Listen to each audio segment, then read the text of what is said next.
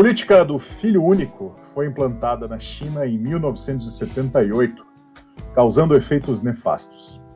Ao limitarem no máximo um filho por casal, a ditadura comunista chinesa fez de tudo para que o controle fosse levado às últimas consequências. Valia tudo. Mulheres eram sequestradas e amarradas para serem esterilizadas à força. Irmãos gêmeos eram separados do nascimento e milhares de crianças foram abortadas, inclusive nos meses finais da gestação. Bebês indesejados, na maioria meninas, foram abandonados à própria sorte, o que quase sempre significava morrer de inanição ou falta de cuidados. De acordo com estimativas do próprio governo chinês, foram evitados cerca de 330 milhões de nascimentos. O documentário One Child Nation mostra o impacto que essa política, abandonada pelo Partido Comunista apenas em 2015, causou e continua causando nas famílias chinesas. Tudo bem? Eu sou o Ricardo Sabag, este é o Quarentena Cult, e comigo os jornalistas da Gazeta do Povo, Evandro Schenkel, Jones Rossi e Paulo Pousunoff Jr. E aí, pessoal? Hoje em vídeo também, vamos dar um alô para quem está nos acompanhando em vídeo pela primeira vez. Especiais. Eu sou diferentão aqui. Muitas surpresas. Vocês já ouviram o Paulo naturalmente na sua respiração, que nos acompanha aqui na introdução de cada episódio, mas agora vocês também podem ver os nossos rostos.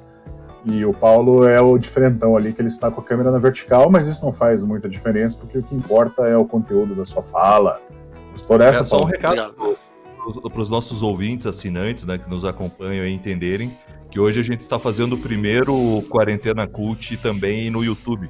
Então, quando a gente fizer alguma referência ou outra aí de imagem, é porque a gente está lá no YouTube, e aí convido vocês a seguir lá o canal da Gazeta do Povo para nos acompanhar também.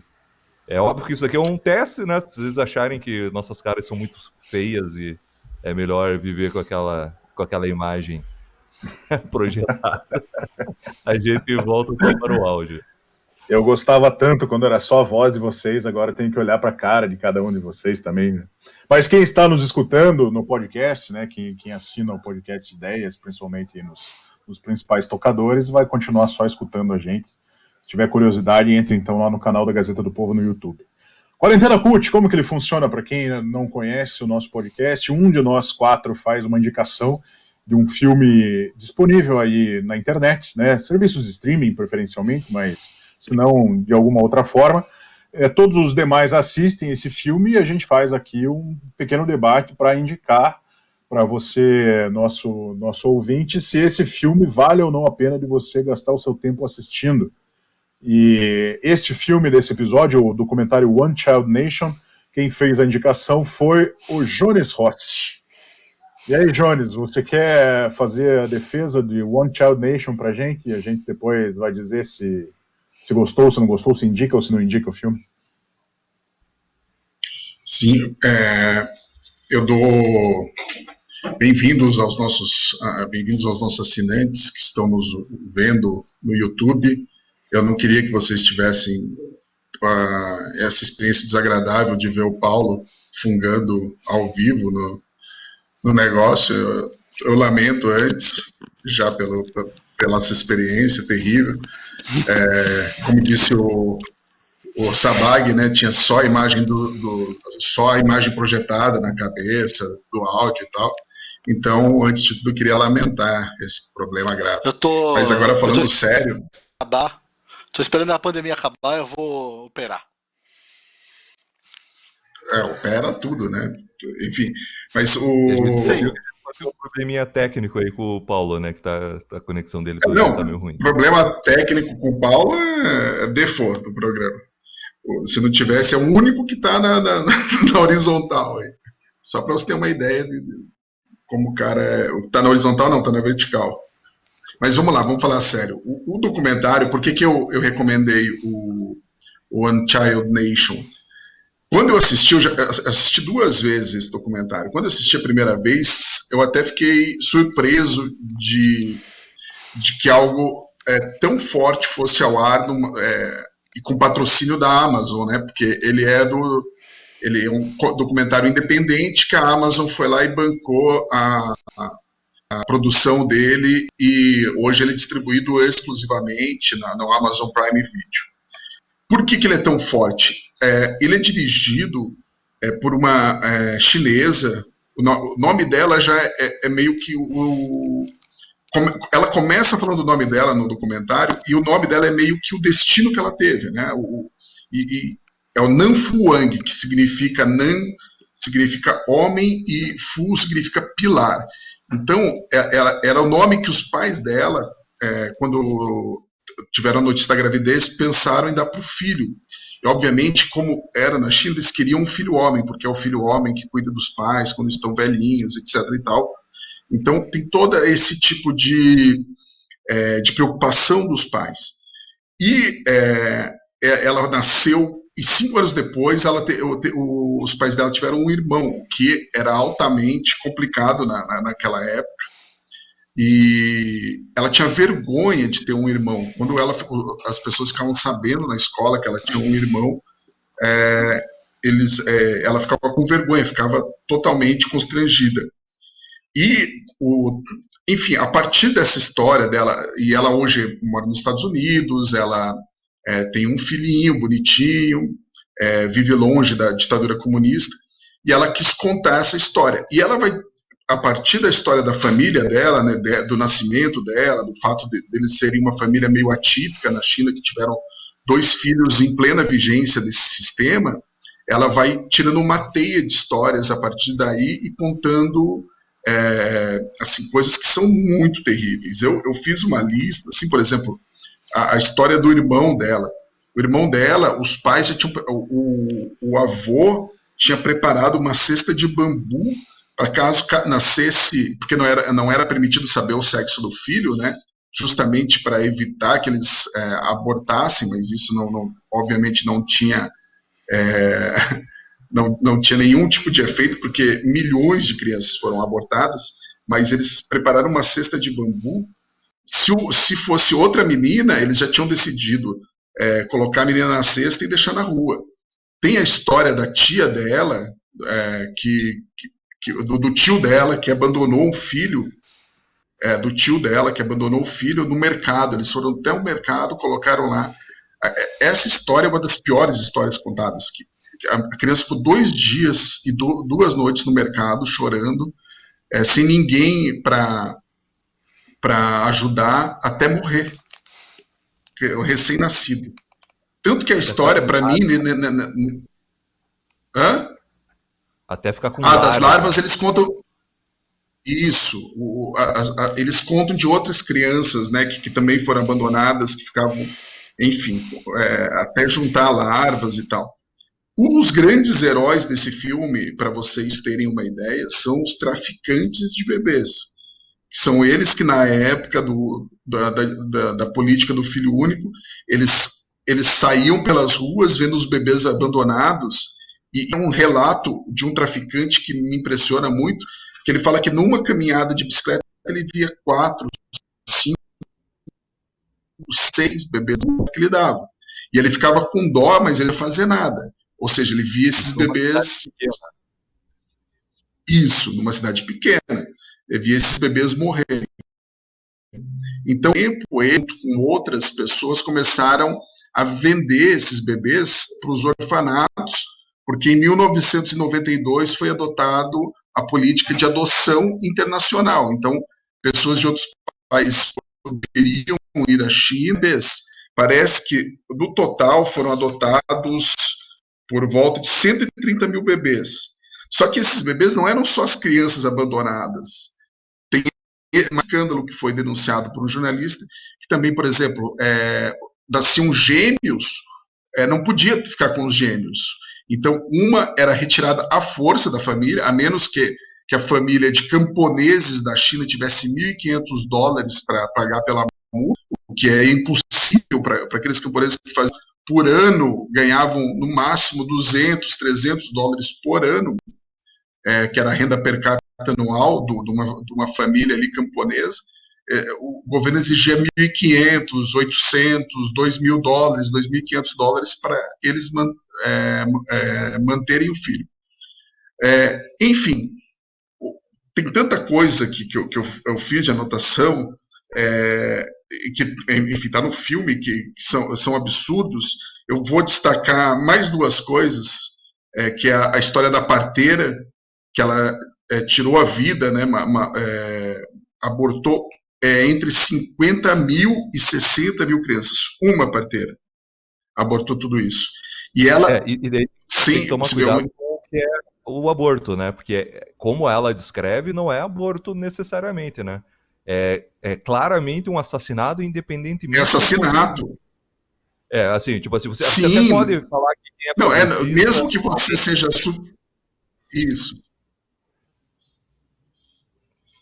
Não, é isso que você está falando. Mesmo que a pessoa seja progressista, ela tem um ponto de vista que ela acha que o aborto é ok, que a mulher pode abortar até, sei lá, em que mês da gestação. Ali é assassinato. Ela falava que eles tiravam vivos os bebês para matar. Muitas vezes tiravam vivos. E eram bebês de 8 e 9 meses de idade. E ela, obviamente, está arrependida. Tanto que ela, depois de um período, depois que ela se aposenta, ela se dedica exclusivamente a tratar casos de infertilidade. Ela tem um quarto, 2 quartos com flâmulas, com as fotos dos bebês que nasceram graças aos tratamentos que ela ajudou esses casais a terem filhos. E engraçado que a visão dela é totalmente diferente da visão de uma ex-agente de controle de natalidade que foi homenageada, ganhou medalhas do governo por ajudar no planejamento. E ela fala que no começo, lá quando ela tinha 18, 19 anos, ela achava que o aborto era uma atrocidade. E depois ela fala para a diretora do filme, que é a Nanfu, que ela hoje em dia faria tudo novamente. E ela dá risada, tem um momento ali que eu acho terrível, que ela dá risada contando a história de uma grávida desesperada, que eles pegavam as grávidas à força para abortar as crianças, que ela arrancou a roupa e fugiu nua, e ela deu risada porque perguntaram por que não pegaram a mulher, e ela falou, a gente não tinha nem onde segurar nela. Enfim, e eles tratavam isso como uma guerra, né? Era uma guerra... então mortes eram inevitáveis, no caso as mortes de bebês, né? Era uma guerra populacional, e que no final se torna uma guerra contra a própria população. Enfim, já falei demais, vou passar a palavra aí para quem quiser tomar a partir desse... Posso falar? É isso que eu falaria para o Paulo falar. A gente vai se interromper menos, provavelmente, nesse episódio do que o normal, porque a gente já notou que a gente tem um delay quando a gente vai falar e interrompe o outro, que tá ficando bem estranho, tá? Então talvez fique um pouquinho mais morno para quem nos acompanha no podcast. Não, o que eu ia dizer é que eu fiquei com bastante raiva do Jones por ter indicado esse filme. Não porque o filme seja ruim, de jeito nenhum, mas me trouxe, assim... Eu acho que eu passei o fim de semana traduzindo filosofia da melhor qualidade, daí eu tava meio etéreo, assim, e daí de repente foi como se eu estivesse nas nuvens e me puxassem para a terra, ou até para debaixo da terra, sei lá. E eu fiquei com eu quase quebrei o computador, assim, foi muito difícil assistir esse filme. Eu sou consumidor de documentários, eu não tenho necessariamente problemas com histórias tristes e histórias revoltantes, mas eu sofri pra caramba pra assistir esse filme. E assim, várias coisas me chamaram a atenção. Primeiro deles, assim, a capilaridade, né, do regime comunista. Às vezes a gente imagina lá o Mao Tse Tung, algumas autoridades de primeiro, segundo escalão, e daí tem toda aquela China no interior, a China profunda, e é incrível, né, como essas atrocidades que eram burocráticas, né, era um bando de burocrata, como alcançava essas pessoas nos lugares mais remotos para aplicar uma política de Estado que, assim, eu sei que é complicado, a gente sempre A gente sempre compara, né, com nós ocidentais, com o Holocausto, né? O Holocausto é assim o Everest do mal, né? E assim, uma coisa que esse filme me fez pensar é que talvez não seja. Assim, vocês falaram 330 milhões de abortos. E a estatística sempre é fria, claro. Abortos, mas... né? Abortos, né? Porque sim, abortos, ali ela fala. Isso a gente, desconsiderando o aborto como se fosse assassinato, que a gente obviamente considera, mas ali era assassinato de crianças que já haviam nascido, né? Tem aquela parte lá daquele artista que ele acha as crianças no lixo e tira fotos. Cara, não, eu ia falar pesado isso. Demais. Essa hora eu quase desliguei, quase desisti de assistir o filme, porque isso é muito pesado. Então, assim, para quem está ouvindo e assistindo a gente, eu recomendo pra caramba o documentário, mas assista no momento, enfim, que você não esteja tão sensível, porque é muito, muito pesado. E algumas coisas assim que eu fiz anotações é como as pessoas se sujeitam facilmente aos ditames do Estado, né? Isso é uma coisa que me impressionou bastante, que apesar da revolta, da indignação, do sofrimento, um discurso ali muito recorrente, é que era uma ordem e tinha que ser feito, o partido mandava e era isso aí. Isso para mim é o cúmulo da covardia. As pessoas realmente não assim, Paulo, não vou apontar o dedo. Oi? Paulo, só para completar também, para não parecer assim, um Estado, aí vem um agente externo que vai lá e comete uma atrocidade e depois desaparece. Eram as pessoas da comunidade. As pessoas da comunidade denunciavam quem estava grávida e não tinha informado o Estado, e as pessoas da comunidade local, os líderes locais, iam lá, pegavam uma parteira local para cometer o assassinato, esterilização e destruir as casas. Porque tem isso, né? As casas eram demolidas. Demoliam as casas. Podia perder. Exatamente. Então, assim, E só mais uma parte. Isso tudo só foi possível porque o país já tinha passado por um período de doutrinação, de lavagem cerebral absurdo, que foi a Revolução Cultural. A Revolução Cultural foi um negócio assim que seria um pesadelo. Quando você pensa no inferno na Terra, foi a China durante a Revolução Cultural. Inclusive tem uma pessoa no documentário que ela fala que ela não sabia se aqueles pensamentos eram dela, ela tinha aprendido aquilo. E isso é uma coisa que me marcou bastante. Autora, né? Hã?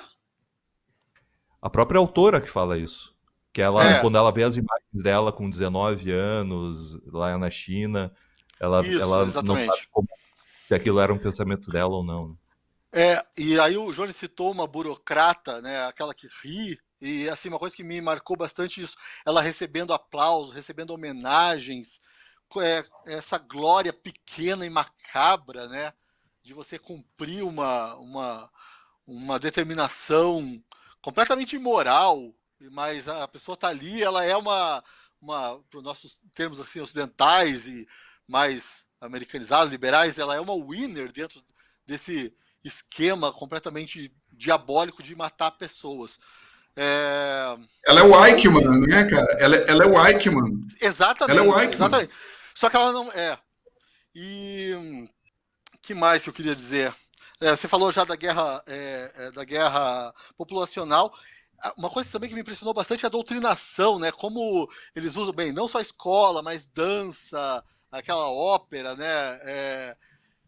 E eu fico me perguntando o quanto a gente aqui no Ocidente também não acaba sendo sujeito a isso, às vezes sem perceber, porque ali é uma coisa muito ostensiva, mas assim, a gente sabe que existem formas menos ostensivas de doutrinar para coisas que são, assim, nem são necessariamente, óbvio, não são tão ruins, não tem como ser tão ruim, mas também como a gente abdica da nossa liberdade por meio dessa doutrinação que é permanente, né? É uma coisa bem, bem interessante. E é atual, isso, assim, né? Muito, muito atual, muito atual. Até a assim, gente até viu, eu leio. Semana, né? na Gazeta do Povo lá que uma das primeiras medidas da China em Hong Kong foi tirar os livros que falavam sobre democracia das bibliotecas, né? E como a propaganda no documentário também fala que essa política de filho único, ela prometia uma vida melhor. Que a gente pode até pensar que todo o conforto que a gente vê que o chinês tem hoje, em comparação ali a aquelas grandes fomes e tal, isso até se realizou. Mas daí vem a pergunta, né? A que preço?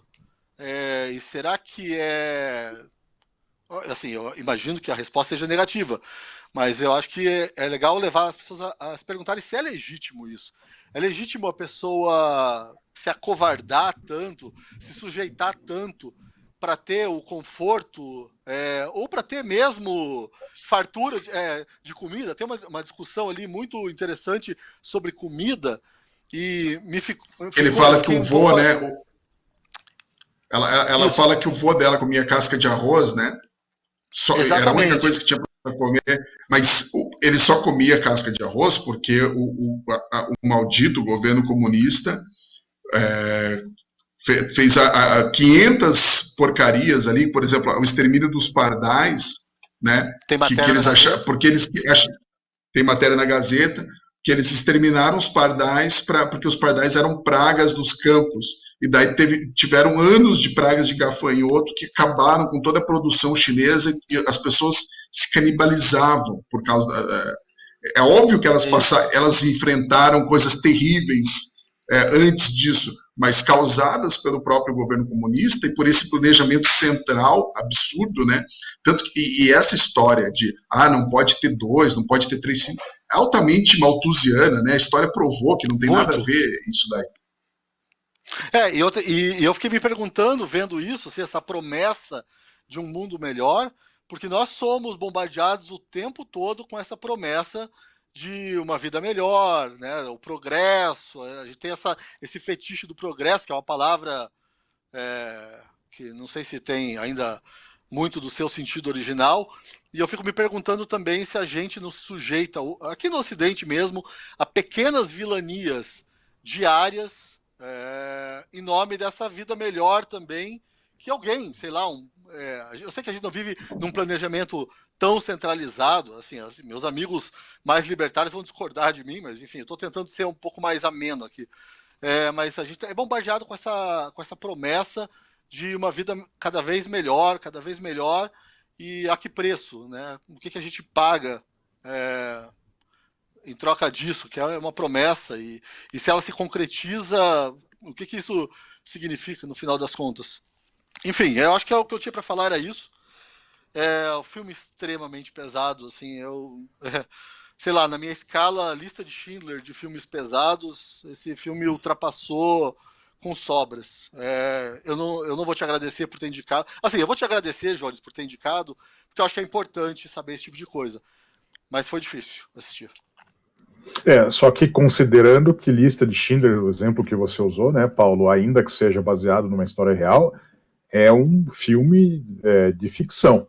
Então a relação que você tem como espectador assistindo um documentário para um filme dirigido por Steven Spielberg é bastante diferente, né? Eu faço essa ponte porque eu vou pegar isso um pouquinho também. Não, é só que me ocorreu porque, assim, Lista de Schindler é aquele filme que você fala, vamos ver a Lista de Schindler, e ninguém fala, né? Vamos, nossa, eu quero muito. É um filme muito... Você sai dele completamente transformado e não necessariamente... nada muito feliz. Então, enfim, é só uma escala que eu inventei agora aqui. Mas, diga. Pode ir, Sabag. Beleza, eu pego carona, então a gente tá nessa, não querendo um atropelar o outro aqui, então perdoe quem está ouvindo a gente que tem um delayzinho um pouco maior quando um passa a bola pro outro aqui hoje, né? Mas eu vou dividir o meu comentário em 2 partes. Uma delas é falando um pouco sobre o objeto desse documentário, que acho que é uma discussão importante, que não deve desaparecer, né? E a gente sabe como essas máquinas burocráticas são pródigas em querer fazer com que a história seja apagada, seja reescrita, né? Então é importante sempre que a gente mantenha vivo a memória disso que aconteceu e que foi agora, né, em 1978. Alguns de nós já éramos vivos aqui enquanto essa política foi implantada, né? Vivemos isso, né? Todos nós aqui desse grupo, pelo menos. Então isso é um aspecto. Outro aspecto, um rápido comentário que eu vou fazer mais por fim, sobre a qualidade do filme em si, né? Tentando complementar alguma coisa, o Jones fez uma boa defesa, fez uma boa apresentação, né, do que é o filme. A gente conta aqui nesse texto de abertura um pouquinho da história do que é esse filme, mas as histórias que esse documentário conta, elas são representantes de uma realidade, no mínimo, aterradora, né? Aterradora. O que no começo, o filme faz uma apresentação assim, o Jones lembrou ali o episódio, né, quando vem o vô da cineasta. A cineasta conta a sua história em primeira pessoa, né? Então ela está contando a história da sua família, que ela era a filha mais velha, a família dela desejava que fosse um menino que nascesse, ela nasceu. E em seguida ela teve um irmão em que já foi difícil para a família lidar com esse segundo filho naquele momento, isso pelo ano de depois de 85, ela nasceu em 85, né, se eu estou me lembrando bem. Então ela começa contando essa história familiar, e aí quando vem essa primeira passagem do avô dizendo assim, olha, eu trouxe aqui uma cesta e se nascer menina, a gente vai abandonar. A mim, naquele momento, que honestamente eu lembro dessa política do filho único, de história do bicho-papão que eu escutava quando eu era criança. Vocês lembram disso? Da mesma forma que eu ouvia quando eu era criança a história do velho do saco, que ia roubar a criança que não contasse para a mãe onde é que estava indo, né? Que se não avisasse a família o que estava fazendo durante o dia, ia passar o velho do saco e tomar. Eu ouvia essas histórias, você sabia que na China não pode ter mais um filho? E que as crianças, se uma família tem um segundo filho, a criança morre, sabe? Para mim era isso, era fantasia. Eu não, honestamente, ignorância da minha parte, não conhecia. Fala, Paulo. E o pior é que eu ouvi isso na minha infância de pessoas elogiando, assim, falando assim, lá que tá certo, esse controle populacional, isso é bom, porque vai salvar o planeta. Vamos fazer isso nas favelas brasileiras. Isso, existia essa ameaça malthusiana, né, de que a população estava crescendo em progressão geométrica e a produção de alimentos crescia em progressão aritmética. Lembram disso? É uma coisa que a gente mas não era só uma questão, né? Não era só uma questão de alimento, né? Era uma questão também, assim, na minha experiência. Nossa, as escolas vão ser melhores, sabe? Tudo, as cidades vão ser melhores se for assim. Aquilo que a gente já falou antes do ideal de purificação, né, Paulo? A gente sempre já discutiu isso, você já escreveu sobre isso. Paira sobre nós um ideal de purificação, né? Que, por exemplo, se vem uma epidemia que vai levar uma parte de nós, pessoas vão morrer, talvez não seja tão mal assim, porque tem muita gente no mundo mesmo, e o mundo tem tanta desgraça meio que por conta disso. Então, acho que tem a ver um pouco com isso também. Mas eu ouvia essa história dessa política como se fosse uma lenda urbana, e fui aprender assistindo o filme que não era. Então, quando veio, eu estava falando dessa cena, né? Quando vem o avô e fala assim, vou abandonar, se nascer menina, vamos abandonar aqui nessa cesta. Até aquele momento, eu acreditava que eles estavam fazendo uma espécie de ameaça que nada mais fosse do que sintoma de uma sociedade patriarcal. Uma sociedade que valoriza o primogênito homem, né? E que, portanto, nasceu homem, tem mais chance de prover, né? Em um dado momento do filme, eles falam, por exemplo, que os mais velhos lá entendem assim, não, por que a mulher é desvalorizada? Porque ela vai formar outra família. Ela não é a sequência da minha família, né? Ela vai se casar com outro, ela vai fazer parte de outra família, ela passa a ser um ente externo. Por isso que a mim não interessa eu ter uma prole só de mulheres. Eu preciso ter uma prole homem, que é quem vai carregar o meu sobrenome, a minha história, a história da minha família.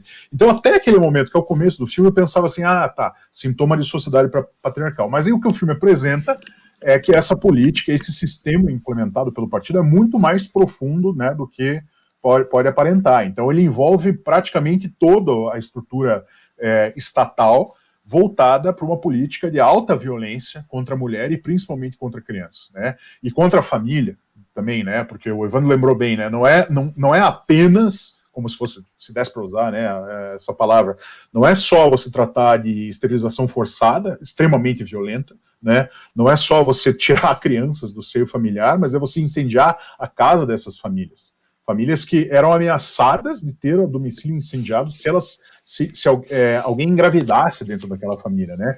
E o Jones lembrou bem, ou melhor, o Evandro lembrou bem, né? Não é uma estrutura, não é esse agente externo estatal, como se fosse, lá vem os homens do governo fazer mal aqui. O Partido Comunista, ele é entranhado de tal forma na sociedade chinesa que as capilaridades dele estão ali na própria comunidade, né? Então é o chefe de uma aldeia ali de 2.000 pessoas, chutando, né? Uma aldeia de 2.000 pessoas, é o chefe daquela aldeia, que é o secretário do partido naquela localidade. Então ele é o agente que vai perpetrar essa violência estatal, né? E a população, você lembrou bem, né, Paulo? A população aceita isso de forma bovina.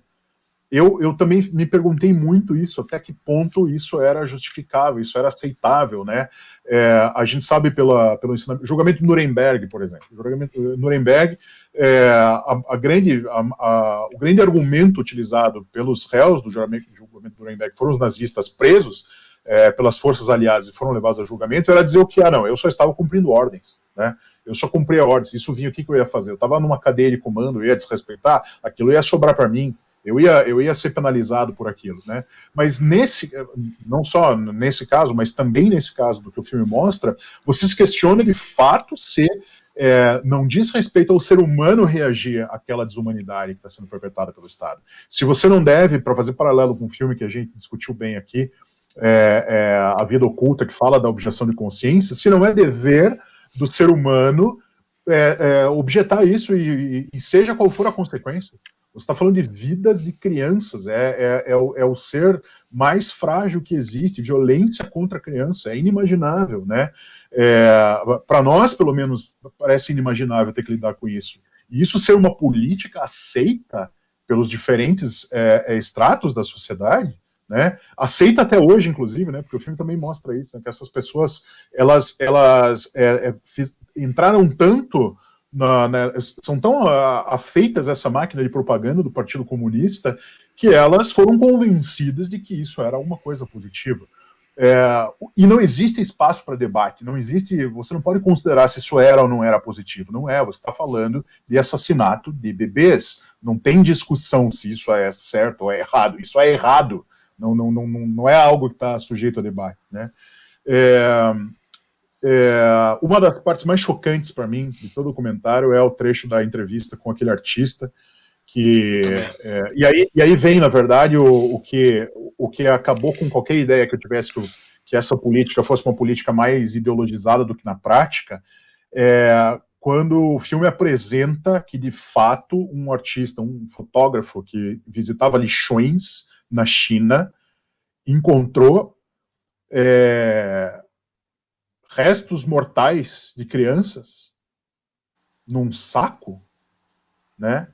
E mais do que isso, ele guardou alguns desses corpos em formol, num jarro em formol, para mostrar que isso acontecia. Isso é completamente aterrador. Eu não consigo me lembrar disso sem me emocionar, porque... Ele não só encontrou uma pessoa, uma criança, um bebê, num saco embaixo da ponte. Depois disso, ele andava pelos lixões e só num lixão tinha 3, 4 crianças. Então, ele faz toda uma trajetória artística registrando esses bebês nos lixos. Não é pouca coisa, era só ele andar e tirar foto. Não é. E aí me assusta demais. Eu acho o artista, Sabag, o artista, eu acho ele incrivelmente corajoso de fazer aquilo, né? Porque ele começou...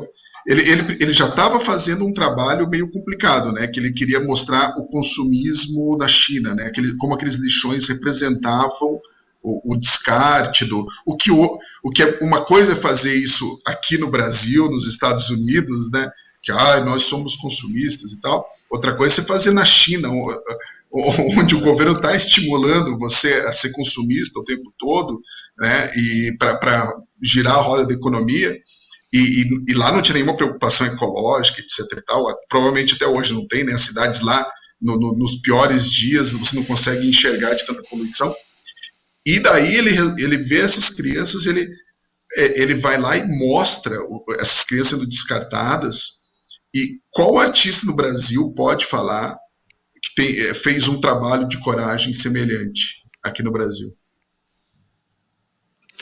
Olha, provavelmente essa cena está entre as coisas mais pesadas que eu já vi em toda a minha vida. Eu tenho 40 anos, Também eu acho. não consigo lembrar de nada que tenha sido tão chocante quanto ver essas cenas.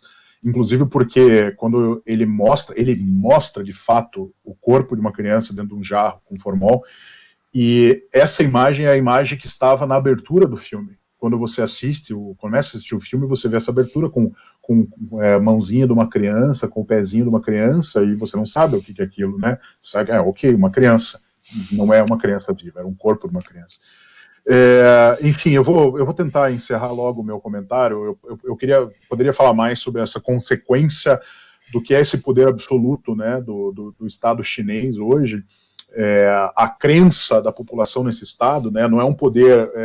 A China é curioso, apesar deles terem líderes que são endeusados, né, cada líder de partido é endeusado a seu momento na China, mas a crença acima do líder está na ideologia do partido, né, a crença nessa estrutura toda. E o filme é um motivo, o que mostra a consequência nefasta de você permitir a concentração de um poder absoluto como esse, sem haver muita resistência possível. Mas eu vou concluir falando uma coisa. Eu vou concordar com o Paulo, mas eu não vou recomendar o filme, especialmente, não pela discussão, que é muito válida, altamente válida, a gente podia ficar falando nisso aqui, acho que a Gazeta do Povo já mostrou já aspectos da consequência nefasta do Partido Comunista na China bastante, continua mostrando. Mas, assim, o filme, duas críticas que eu quero fazer. Primeiro, me causou muito mal, apesar da validade, então eu não quero dizer que o filme não devesse existir nada disso, absolutamente. Sim, que eu não faria essa recomendação, porque eu acho que, nesse momento, eu queria até fazer uma brincadeira, eu prefiro assistir um dos filmes ruins que o Paulo sugere que a gente assista, sabe? Essas comédias porcaria que ele pede pra gente assistir, ou que eu já fiz, indicação de filmes aí leves que vocês também não gostaram, né? Eu prefiro indicar esses filmes do que um filme tão pesado com esse One Child Nation. Não significa que o filme é ruim por isso, mas é realmente uma experiência difícil, você precisa estar muito disposto a isso. E acho que a única crítica que eu faço ao filme em si é que, talvez até pela dificuldade de você fazer um tipo de pesquisa de informações na China, né? Que acesso que você tem a isso, mas o filme é muito centrado nos depoimentos, que são depoimentos fortíssimos, e a segunda parte do filme, depois que ele demonstra toda essa estrutura nefasta do Estado, ele se concentra demais ali no caso dos orfanatos estatais, né, e do tráfico que existe, das crianças que são abandonadas para os Estados Unidos, se concentra em casos específicos. Eu acho que na segunda metade do filme, o filme perde um pouco a força que ele tinha no começo, e isso faz com que eu não classifique Ainda ele bem, entre né? os melhores documentários que eu assisti nesse ano, viu? Oi, Paulo. Eu disse, tem um delay, né? Eu disse, ainda bem que ele perde um pouco a força, senão seria impossível de assistir até o fim mesmo. Mas como obra cinematográfica, acho que ele seria um filme sim, maior e só melhor. tô comentando, Né? foi só um gracejo. Então é isso. Quem quer conhecer mais dessa história, assista o filme. Eu, pessoalmente, não ia recomendar aos meus amigos que assistissem. Fiquei chateado com o Jones de ter... Eu passei muito mal assistindo esse filme, sério mesmo. Eu passei muito mal assistindo esse filme, muito mal mesmo. Por isso que eu não recomendo. E acho que o filme tem alguns defeitos como documentário, mas que a discussão é muito válida, isso é. Bom, eu vou emendar aqui. Eu não vou ser muito longo, até porque a gente combinou hoje um horário. Eu anotei algumas ideias... mas eu já começo recomendando o filme. Eu acho que tem que ser visto por todo mundo e tem que ser divulgado para ser visto. Ele é um filme que incomoda, é um filme triste, deixa para baixo, é nojento, é asqueroso, é revoltante, repugnante. Assim, não tem como você não ter asco pela parte da humanidade ao assistir esse filme. E essa é a verdade. Eu já te cansei de ler sobre política do filho único da China, a gente cansou de dar matéria sobre isso, a gente cansa de falar de todos os malefícios dessas políticas entupidas de ideologias totalitárias em todos os espectros políticos de todos os campos políticos. Só que quando você assiste isso é muito diferente. É muito diferente. Assim, eu tenho nojo sequer de classificar aquilo como política do filho único. Isso é asqueroso, a gente tratar um caso de genocídio da própria população das pessoas mais vulneráveis que você tem dentro da tua população pelo argumento mais vil que você... Cara, o argumento de Hitler era melhor. O argumento de Hitler era melhor do que o argumento do Partido Comunista para matar a própria prole, porque nem sequer havia o inimigo, né? Nem sequer havia uma ameaça. É que a vida vai melhorar. E é engraçado, porque aí você tem, né, já muito citado, porém ainda precisando ser citado, 1984, né? Um político, um filho é ótimo por família. 20 anos depois, existe o mesmo cartaz, no mesmo lugar, falando 2 filhos são ótimos para a família. E sempre foram. Assim, essa reescrita da história, essa tentativa de esconder o passado. Quem não existe, mostre, indique para aquele seu amigo esquerdinha, progressista, para assistir esse filme e ver se muda ele ou não. E aí tem... Eu fiz umas outras anotações aqui, que para mim é incrível que não importa o que aconteça, aquelas pessoas, elas não entenderam o que aconteceu. A China não entendeu, as pessoas entrevistadas não entenderam. Tanto que a americana, né, a sino-americana, ela pergunta, né, se eles se arrependem. Ninguém se arrepende. Tipo, era o Estado, tinha que ser feito, foi horrível. Foi? Me arrependo? Não. Faria de volta? Provavelmente sim. Todas as pessoas envolvidas, elas ainda defendem assim, até a própria parteira. A única que se arrepende é a parteira, né? Mas é daquele jeito, né? Ela ainda é parte daquela sociedade, ela ainda é... Assim, como que ela se arrepende? ajudando as mulheres a engravidar com medicina tradicional chinesa, que a gente sabe que não serve para muita coisa, né? Então, assim, é muito engodo ali, e na verdade ela está se enganando, né? Ela está usando esoterismo para se enganar, para tentar uma expiação de alguma culpa. Um bebê que você faça nascer vai te tirar a morte de 1000 bebês. Disse um sábio chinês. Disse literalmente um sábio chinês. Pelo amor de Deus, isso é escroto, não tem. Se fosse salvar 1000 crianças para tentar apaziguar a alma por causa de uma morte. Mas não, ela conta, ela faz o sinal, ela mostra como ela matava a criança, que ela se debruçava. Isso não foi o Estado que pediu ou ordenou para ela fazer isso. Então, isso é o contexto, é aquela sociedade toda deturpada, né? Duvido que exista um manual que fale como matar bebês recém-nascidos com uma tesoura. Não deve ter, né? Não era isso. Então, assim, existe, obviamente, a regra, que já era algo extraordinariamente terrível, e ainda existe toda a maldade humana que chega ali e transforma aquilo ali em coisas muito piores, né?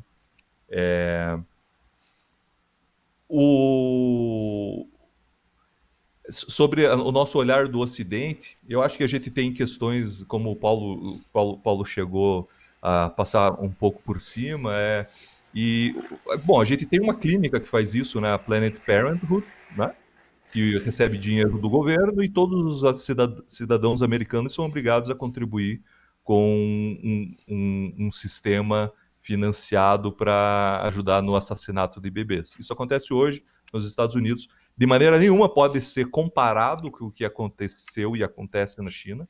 De maneira nenhuma, não é isso que eu estou querendo dizer. É só de como você consegue, bombardeado pelas informações que você tem, pelo contexto que você tem, começar a amenizar muitas coisas que, por si só, olhando de fora, seriam extremamente condenáveis, né? E a gente não consegue isso. Eu não sei se eu consegui explicar, mas a gente, inserido nesse contexto, um liberal americano, ele não consegue enxergar o grau de crueldade que está inserido nessa política, nessa ciranda toda de assassinato de fetos. Ok, então assim, esse é o ponto, você deve assistir, aquilo ali é um documento histórico.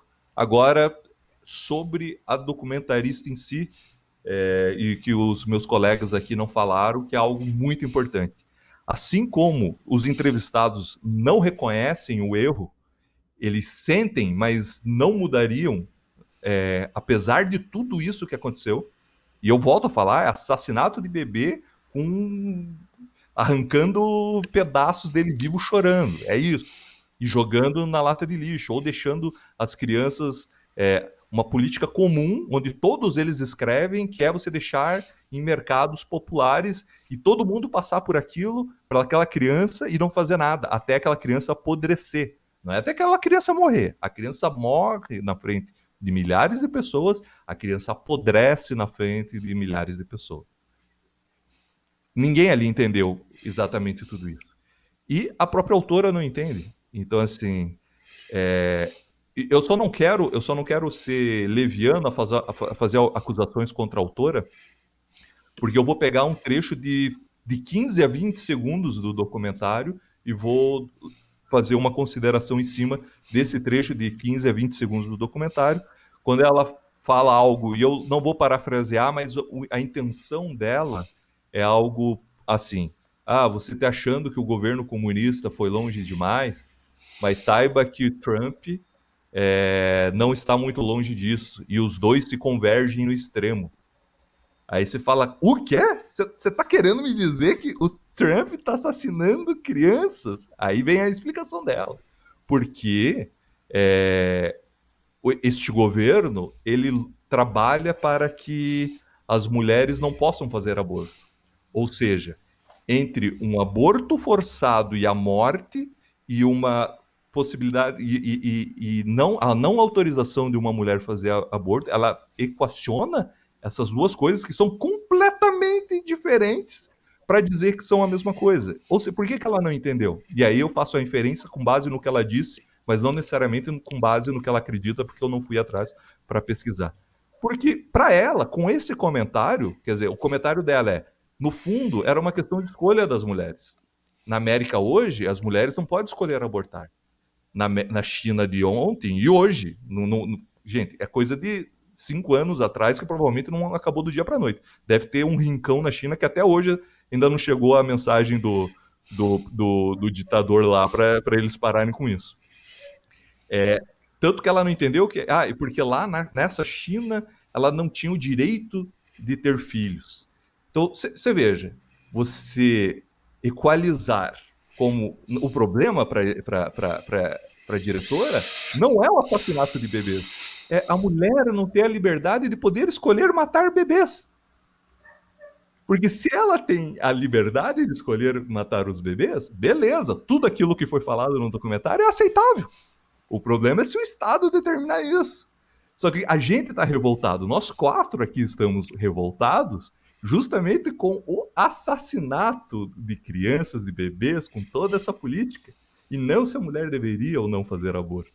Então, é isso que no fim das contas ela está querendo discutir, e é por isso que é revoltante de todos os sentidos. Esse filme, ele é muito importante porque ele ajuda a desnudar uma história que não é debatida. Essa política que a gente viveu, ela não é debatida. Ela não tem a mesma capilaridade, a mesma popularidade de outros debates que a gente tem. Né? A gente fala muito mais de supremacistas brancos que devem ter matado 100 pessoas na última década do que a gente debate esse extermínio de bebês chineses, né? Então, isso para mim é revolta. E ela ter passado por tudo aquilo, ela ter parado de estudar porque a mãe decidiu que agora o filho mais novo vai ter que estudar e ela não tem mais direito de estudar. E ela aceita isso, resumindo que uma democracia, a maior democracia, a mais antiga democracia do mundo, o país que inventou os direitos humanos, o país que inspirou a Revolução Francesa, tem hoje, no governo Trump, com toda a liberdade de imprensa que você tem, é igual, no fim das contas, ao genocídio de bebês da China durante 30 anos. Então, desculpe, isso é você ler e não aprender. Isso é você ver e não enxergar. Assim, ela está ainda com uma agenda para mim totalmente corrompida, mas, no fim das contas, nos ajuda a revelar uma parte que, pela extensão do caso, até hoje a gente não tem ainda acesso, não tem outros documentários, não tem livros, não tem matérias, isso não é debatido. Então, é um documento, recomendo que você assista, só que saiba que quem fez não entendeu o problema.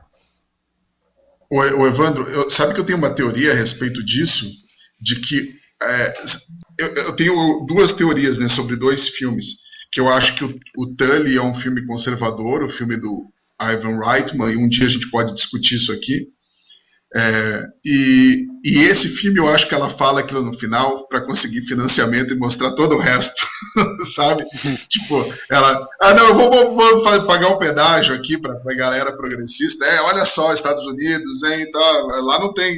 E mostra tudo, e faz o que ela quis fazer desde o princípio. Eu tenho certeza que não é isso, mas na minha cabeça eu gostaria que fosse isso, sabe? Tipo, que ela só falou aquilo no final para... tá vendo? Eu vou pagar um pedágiozinho aqui, mas o filme tá aqui, eu tô mostrando tudo. Tô mostrando tudo que eu queria mostrar, como que foi, como que aconteceu, porque tirando aquele pedaço não muda nada no filme, só muda que a gente sabe a respeito dela, né? Mas no filme não muda nada, não muda nada. Mas eu queria... Posso falar, Paulo? Lembra você complementa? Não, eu só ia dizer que acho que a visão do Evandro está coerente nesse sentido dela não estar entendendo, inclusive por uma coisa que eu e você falamos, Paulo, de como ela perdoa a própria família dela, né? E eu não estou dizendo que perdão seja uma coisa negativa, que você não deva perdoar quem fez mal, absolutamente não. Perdão é uma qualidade muito difícil de você fazer isso abertamente, né? Mas quando ela pergunta para a mãe dela se a mãe dela concorda com aquela política e a mãe dela está segurando a filha dela, a criança, nos braços, e a avó da criança fala que sim, que não se arrepende daquilo, eu acho que isso mostra uma aceitação tácita dela também, de alguma forma, sabe? Ela tem o seu valor de estar mostrando tudo isso, não há nenhuma dúvida, mas um pouco disso que o Evandro falou, assim, demonstra como ela também ainda é produto dessa propaganda toda, e aí já por morar nos Estados Unidos também já recebendo outro tipo de influência ideológica que não tem a ver necessariamente com a China. Eu só queria fazer uma observação assim, para terminar esse debate um pouquinho mais otimista, se é que é possível. É que assim, falam tanto que a gente vive numa era fascista, que todo mundo é oprimido e tal, e de repente você assiste um documentário desse, você vê um sofrimento tão assim, inimaginável pra gente. O que é sofrer, né, cara? Cara, o que é esse sofrimento? O que é o fulano disse esse sofrimento que toma Yakult escrevendo no Twitter, pô.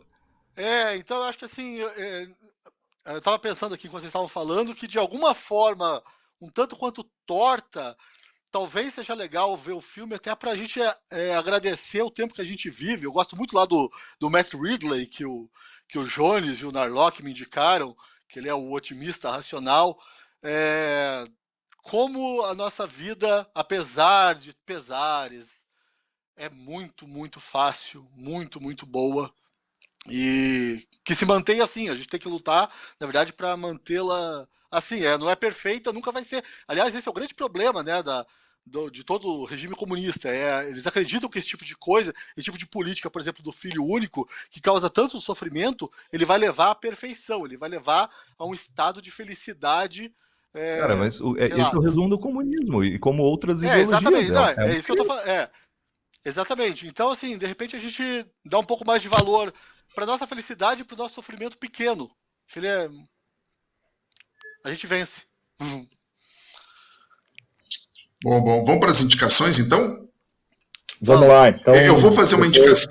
Eu vou fazer a indicação já na sequência, que tem a ver com o tema do programa. Eu, para me inteirar um pouco mais a respeito do assunto, eu comprei um livro na Amazon, estava baratinho, estava uns 11, 15 reais, não lembro. Então, se você agora está em casa na pandemia, não está saindo para tomar cerveja, então você vai estar sobrando dinheiro para comprar livro. Então, é um livro chamado As Boas Mulheres da China, da Xin Ran, que era apresentadora de um programa de rádio lá, e ela conta várias histórias que são terríveis também, ou seja, Paulo não lê. São terríveis. A primeira história, para vocês terem uma ideia, Eu fiquei até com dúvida se aquilo lá não foi inventado, de tão triste que era a história, que é uma moça que ela era abusada pelo pai na China, e a mãe, para não... Enfim, a mãe não fazia nada em relação, e ela se cortava, fazia tudo para ir para o hospital, ficar longe do pai, a primeira história. E o único toque que ela gostava era o toque de uma mosca, que ela tinha uma mosca de estimação, porque ela ficava no hospital. Para você ter uma ideia do nível do negócio. Então, é pior que o Campo 14? Não é pior que o Campo 14, porque o Campo 14 não existe nada pior e está acontecendo. Aliás, um dia a gente tem que falar disso. Mas é um negócio, assim, terrível. Eu quero fazer só... Eu li a primeira história. Eu comprei o livro nesse final de semana, não deu tempo de ler o resto. Eu tô pensando se eu vou ler as outras histórias, porque é assim... E ela tentou, né, ajudar uma moça, essa apresentadora, que é uma jornalista. Ela foi falar com a polícia, e a polícia falou que não podia fazer nada, porque se eles fossem lá, o pessoal da aldeia ia ficar bravo, enfim. Cara, é um sistema corrompido da base até o topo, por isso não espanta existir um negócio que nem a política do filho único, que foi totalmente adotada, com algumas exceções, né? E a gente nem falou do jornalista que expôs lá o negócio, expôs a venda de bebês, né? A separação forçada de bebês, que hoje tem que morar em Hong Kong porque o governo começou a perseguir. Deixa eu só emendar a minha recomendação, porque também tem a ver, né? Eu ia recomendar uma coisa nada a ver, recomendar uma coisa extremamente alegre e louca, mas eu mudei aqui durante o programa. Paulo, não me venha com a sua alegria hoje aqui. Não, eu vou recomendar um livro também, da Yung Chang, Cisnes Selvagens. É um livro que eu li ali na década de 90 e... assim, ela começa contando a história já lá da avó dela, que tinha que quebrar os dedos do pé. Antigamente as chinesas tinham isso. Elas tinham que ter o pé bem pequenininho. Então a menina era mutilada, né? O pé desde o... Oi? As concubinas, né? Não, Evandro, não eram só as concubinas, eram as mulheres da classe alta. Eram as mulheres da classe alta e as que queriam parecer da classe alta. E daí, assim, essa é a primeira cena do filme, e ela vai acompanhando, ela conta da avó, da mãe, mas a avó dela era concubina, assim. E ela vai acompanhando... porque só para deixar claro, concubina não é prostituta, né? Não. É justamente... E daí ela passa todo esse período da Revolução Cultural, ela conta com uma riqueza de detalhes incrível. O pai dela e a mãe dela eram do partido, mas naquela coisa de um acusar o outro, acabaram sendo enviados para campos de trabalhos forçados. É um livro muito, muito pesado, né? A gente está num episódio pesado, mas eu acho que é muito interessante e até... dá para criar um paralelo aí da Revolução Cultural, um pouco, não estou dizendo que é a mesma coisa, mas assim, com o que a gente vê hoje, estão derrubando estátua, estão querendo mudar tudo, todo mundo é cancelado, tem essa coisa toda de um apontando o dedo para o outro, um cuidando da vida do outro. Eu acho que é um livro que vale muito a pena e, além de tudo, é bem gostoso de ler. Não acho que seja assim tão pesado, não é nenhum Campo 14 lá que o Jones escreveu sobre esse livro. E recomendo fortemente. Ela escreveu também uma biografia do Mao Tse-tung. Mas esse eu não li. Mas recomendo também.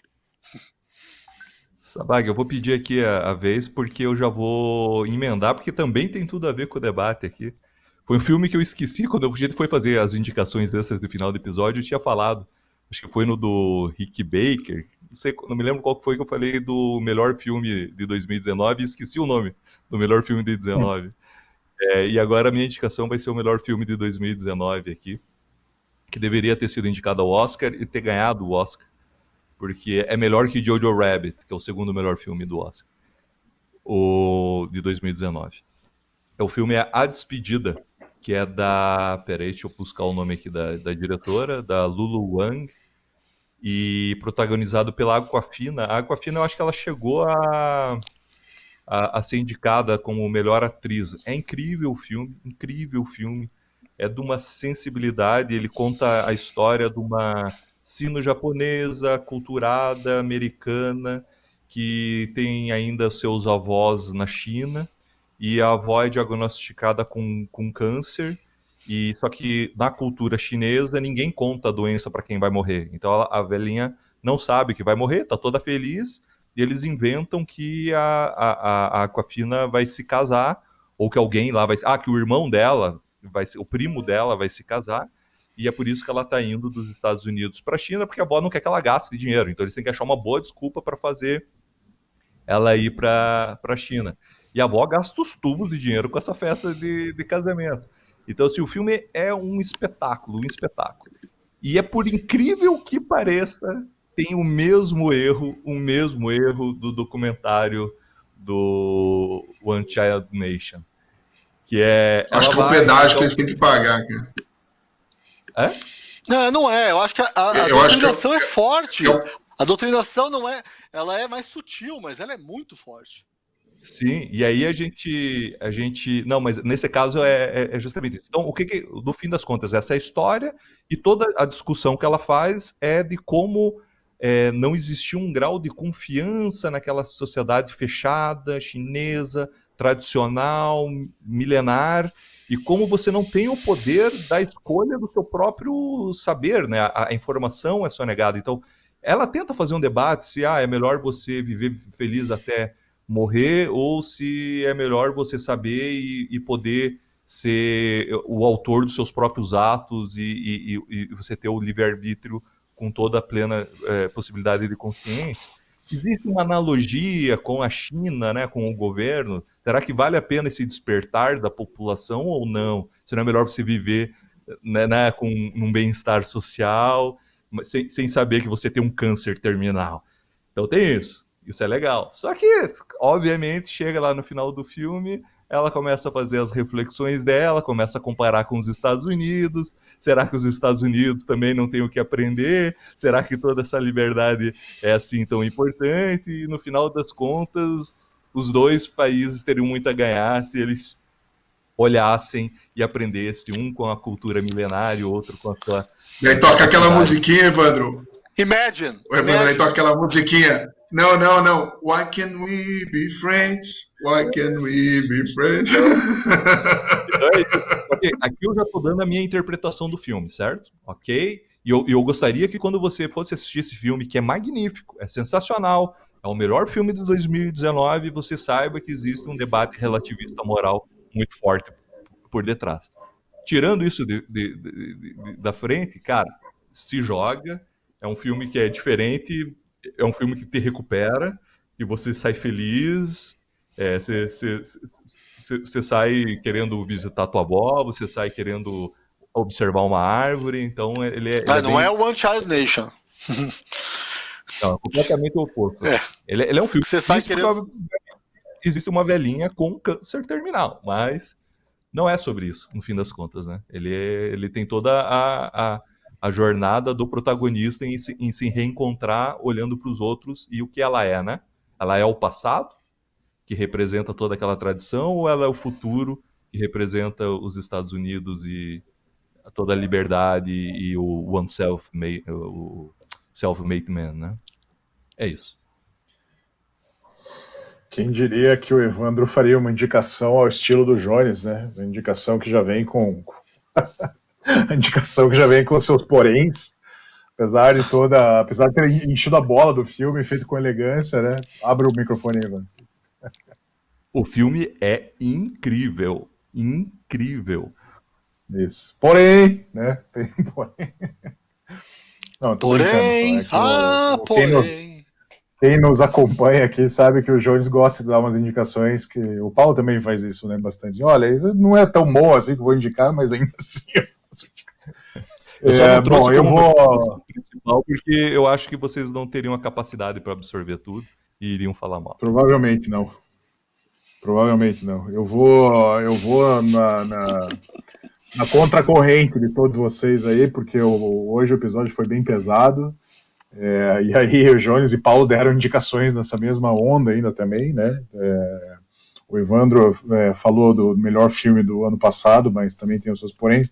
A minha indicação vai ao encontro daquilo que eu mencionei mais cedo, que às vezes, para fazer uma recomendação, o espírito original até desse podcast era de você fazer uma recomendação pensando na pessoa que estava em quarentena, né? Hoje já é um grupo restrito, que ainda está quarentenado raiz, né? Mas ainda tem gente. Só a gente tá quarentena. Só a gente aqui que tá aqui. Só nós quatro de quarentena. Só nós.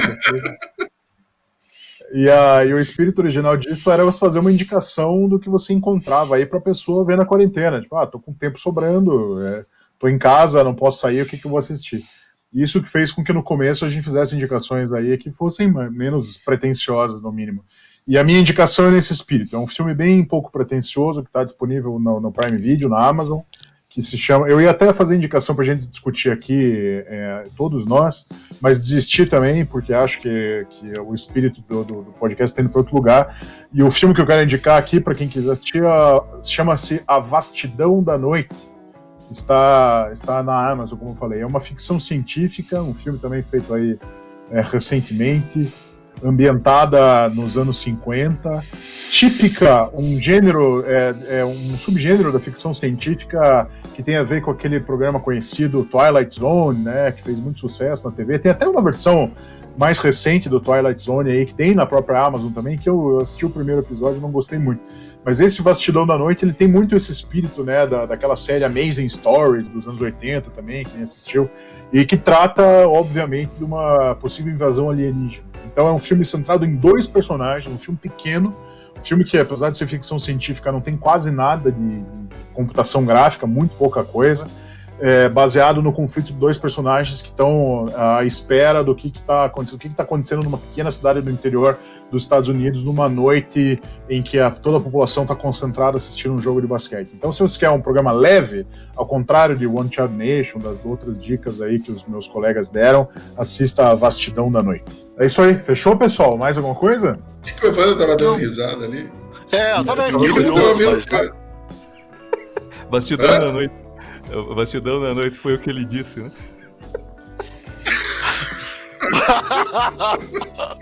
Isso.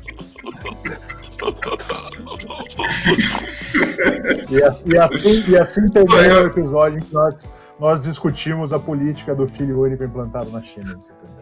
Pessoal, pessoal mateado. Não vou levar a sério. Tá bom.